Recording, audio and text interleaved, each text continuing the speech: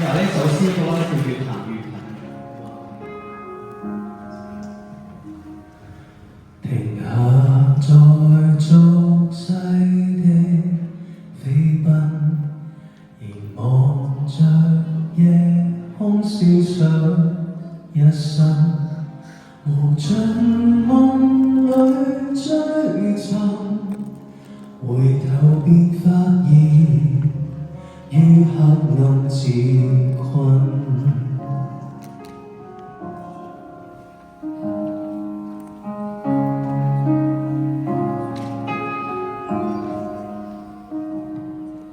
寧靜裏細聽主聲音，重拾我漸失去的初心。耶穌讓我可能和夢照救恩，今天再考察過去破碎的心。放進掌心，如圖像用愛與溫柔掃出身上。我聽到你聲音，教我獻上這生，年年月月與我的神，要越行越近。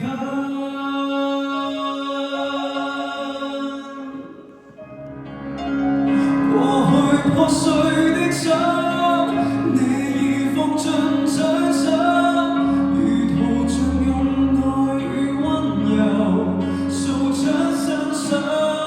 我聽到你聲音，教我獻上這生，年年月月與我的神，要越行越近。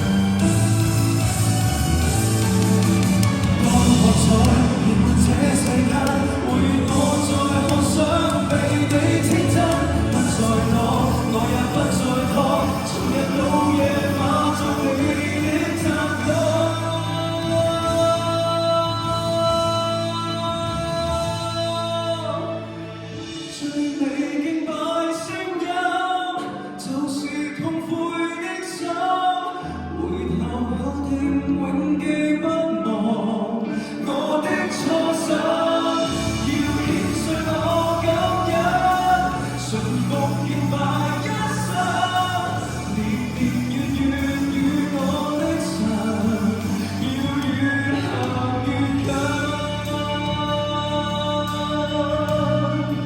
我越行越近，會越行越近。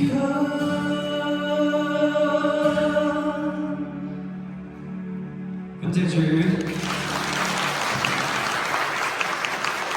好感恩遇到呢首詩歌 Johnny Yim 啦，即係呢首歌嘅作者咧，佢聽到我嘅聲音，佢覺得好適合，所以就邀請我去同佢合唱呢首詩歌。咁我覺得好感恩我好感恩遇到呢首詩歌，係因為當我睇到裏面嘅歌詞同埋成首歌，我覺得好似講緊我嘅人生。我諗每個人都可能有夢想，但係可能追尋夢想嘅路咧係會遇到黑暗困住，因為我曾經係咁樣啦。但係當我哋去再次去被神去聽到神嘅聲音啦，即係佢話聽到神嘅聲音，唔知大家有冇聽到神嘅聲音或者神嘅呼召？但係對我嚟講，我係有聽到神嘅聲音，而我再次翻到神嘅身邊啦。所以教我獻上這身，就係話當我喺人生嘅路上遇到神嘅時候咧，我哋會好似主一樣，都會獻上佢自己去俾神使用。咁我想講咧就係我嘅過去咧，其實我係一個單親家庭長大，咁我亦都咧因為咁樣我係好唔開心，因為我媽唔認我。喺佢再結婚嘅時候，佢嘅老公嘅屋企人嗰邊係唔知我嘅存在。當我叫我媽做阿媽嘅時候咧，我叫錯咗，因為我媽叫我做阿姨，係啦。咁所以咧佢屋企人就知道即係點解我會叫佢做阿媽嘅咧咁樣。所以我從此咧唔可以喺我阿媽嗰邊嘅親人嗰邊出現。呢個係成為我好大嘅傷害。我覺得我細個好冇愛，我媽唔錫我。咁到我大個啦，因為阿婆啦，我中間呢個婆婆，我婆婆其實佢由細照顧我大，但我婆婆係一個好迷信嘅人，屋企咧就係拜觀音嘅，初一十五日去拜，去廟度拜。咁我所以變到咧形成咗我變到好迷信，我就拜好多觀音，亦都拜好多佛，亦都因為咁樣我好迷信，我會信星座啊、生肖咩都信。咁我就迷信到咧，我仲要接觸一啲邪嘅嘢，我玩碟仙玩到變鬼宅，唔係咁簡單喎，係我半年夜晚瞓覺都係變鬼宅。咁所以咧，我係因為認識耶穌，因為我試過拜觀音、拜佛都冇用，直到我老師同我講關於耶穌嘅嘢，佢話俾我聽，佢信耶穌之後，佢唔再變鬼宅。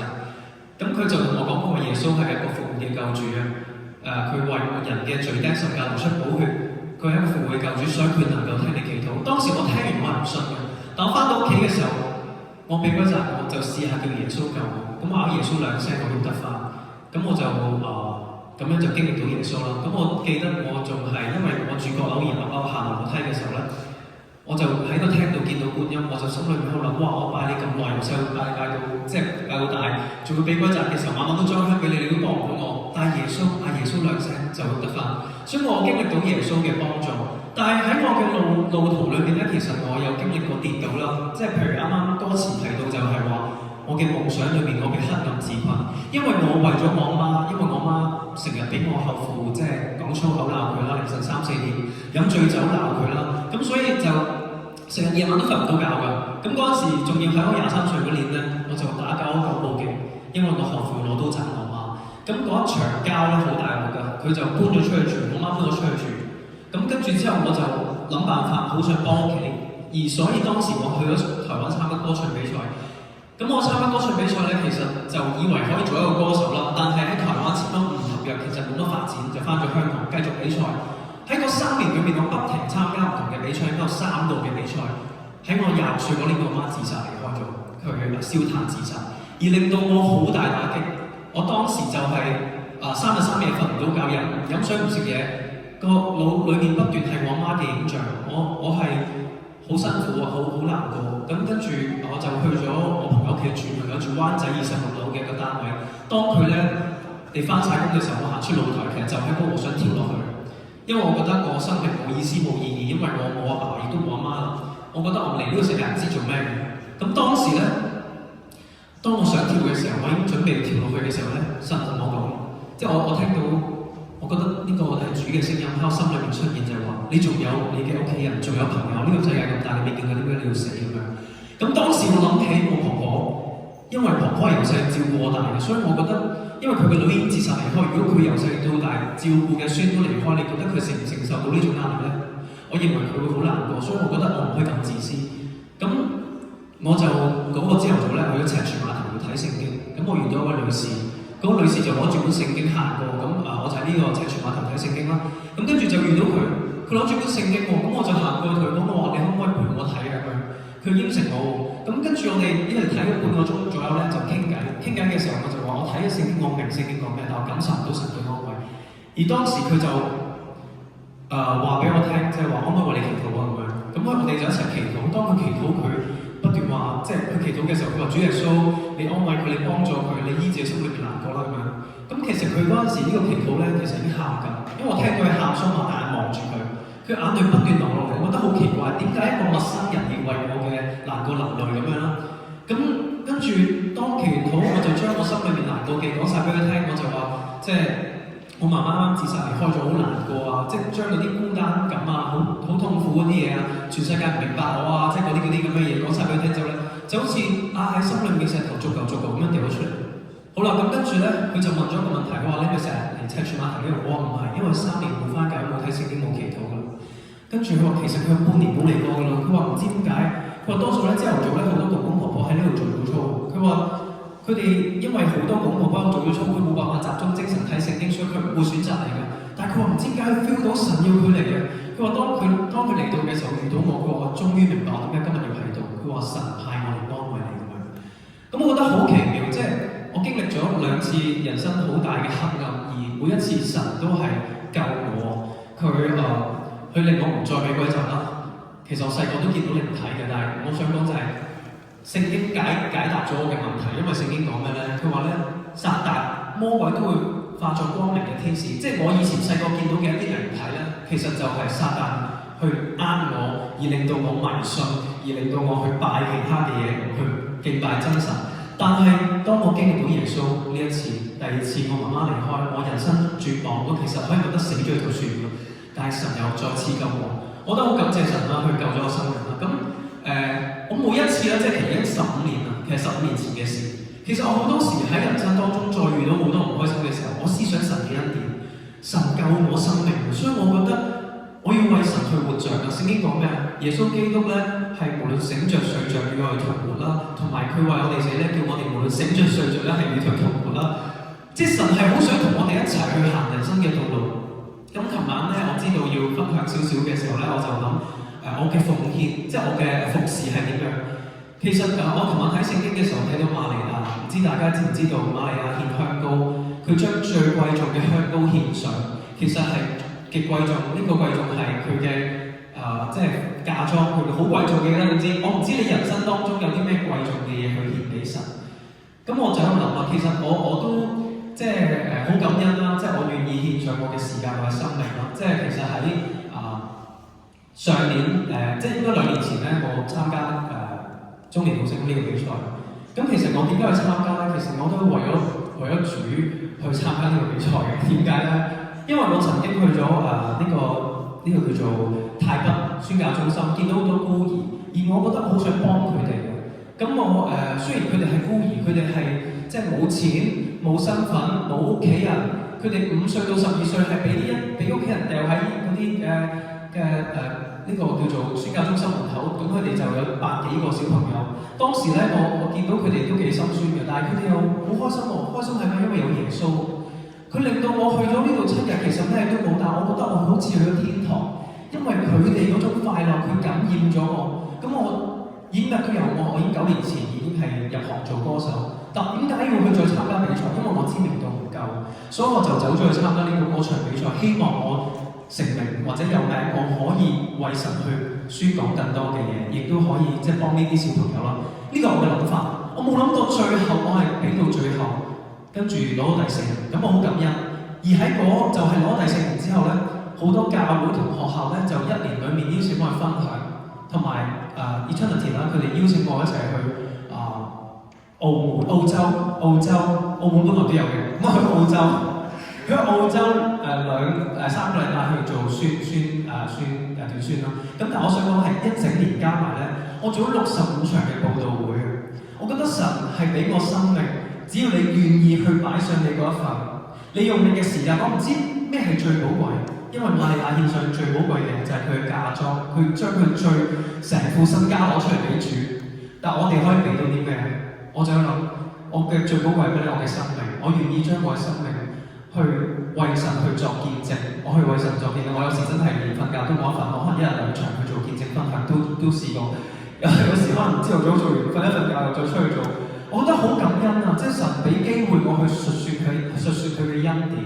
我唔知神喺你生命當中有咩俾到咩恩典你，我唔知你懼唔懼怕傳福音。但係傳福音有時啲人會諗傳福音好似要令到嗰人信先係成功，但我覺得傳福音唔係啊，佢信唔信我哋都要傳，我哋要殺咗。所以咧，我覺得好感恩神俾咗機會我，而我希望即係神使用啦，而神真係俾到我今次其實都嚟到都係一個恩典，因為我要請假嚟嘅。其實我可以喺香港即係我又拍節目啦，又有啲 show 啦，其實我係隨時可以賺多啲錢嘅嚟呢度，即係其實都係擺低自己唔去賺錢，而係用時間係啦。我唔知你哋有啲咩貴重嘅嘢，我覺得生命或者你哋嘅時間。你哋願唔願意攞你啲時間去俾神啊？願唔願意唔去玩去傳福音啊？即係譬如今次我哋嚟咧，雖然我哋有時空檔啦，我哋會出去遊覽啦，即係譬如我哋啱去沙凡寺嘅時候，但我哋都係完全係做咗神嘅工作，我哋先去觀光下或者去食下嘢啊咁樣。但我想講就係、你願唔願意將你生命或者時間去攞俾神獻俾神啊？係咯，即係希望大家都願意將自己嗰一份。唔好諗自己有冇用，而係你俾神嘅時候，神就使用。咁我最感恩咧係我經理人即係幫咗我幾年啦。我經理人咧其實信咗主1年，而喺當中佢好怕佢媽媽去驚佢信咗耶穌。咁有一次我喺個佈道會裏面咧，我就好有感動，要為佢阿媽祈禱，但係我冇約佢媽嚟嘅。但我知道當日就呢個佈道會，我就即刻祈禱，係去咗聖約翰教堂，香港一個教堂度，我祈禱為佢祈禱。然之後我 send 個 message 俾佢阿媽，即係我 send 俾我經理人 send 俾佢阿媽，但我經理人唔敢 send 俾佢喎，因為佢唔想俾佢阿媽知道佢信咗耶穌，佢驚佢阿媽，因為佢阿媽都拜好多偶像。而跟住最後咧，我喺教會度祈禱咧，我就即刻叫我經理人，你而家打俾你阿媽，我話而家約佢嚟佈道會咁樣，跟住佢就即刻打咗啦，我就傾啦，我話我而家係會喺度有分享到唱歌，我話你嚟啦，好近嘅就因為都係喺土瓜灣。咁跟住佢話我著得好核突喎，跟住話唔緊要㗎，返教會著得好核突都唔緊要㗎，我都好核突㗎咋。咁最後嚟咗喎，最後當日我嗰個見證分享會完咗，佢信咗，即係佢叫做決一次祈禱。所以大家如果你有感動，唔好消滅聖靈俾你嘅感動。如果你想服侍神，你攞你生命，你攞你嘅時間去約人去返教會，跟住去同佢講耶穌，因為主真係快返嚟嘅。所以希望大家咧都願意獻上你嘅時間或者生命，最寶貴嘅獻俾主。主係會更加加倍